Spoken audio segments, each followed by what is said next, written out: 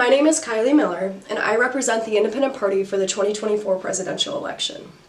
Our party is focusing its efforts on three main issues relating to the restricting public labor unions, opposing canceling student debt loans, and the harmful effects increasing minimum wage has on everyone in the labor pool.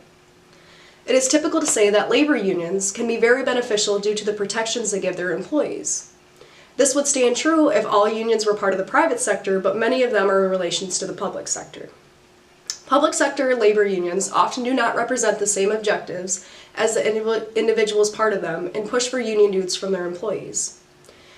These dues are now being used to support and fund political campaigns that said employees may not even benefit from the candidate that is elected.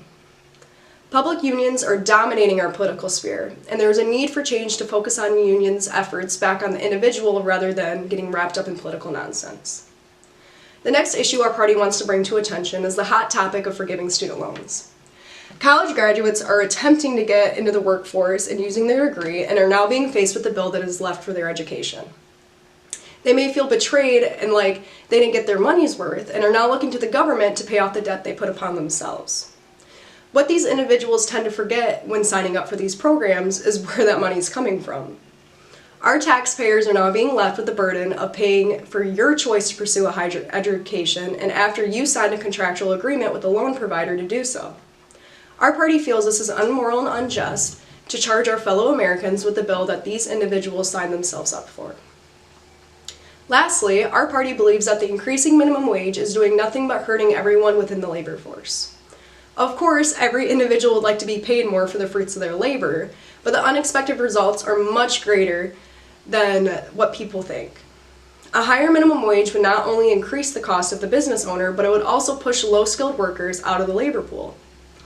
Statistics prove this. In the late 2000s, over 1.4 million jobs were lost due to the increase of minimum wage. Employers were unable to pay low-skilled workers, who are usually the ones that need the jobs most due to the rising costs of attracting individuals who have more experience and better education. It has been my pleasure to run for the 2024 presidential election, and thank you to everyone who has supported me and all the other candidates running. I promise to work hard for the solutions with growing public unions, student loan forgiveness, and the increasing minimum wage, and to represent you and your ideas as an honorable member of the Independent Party.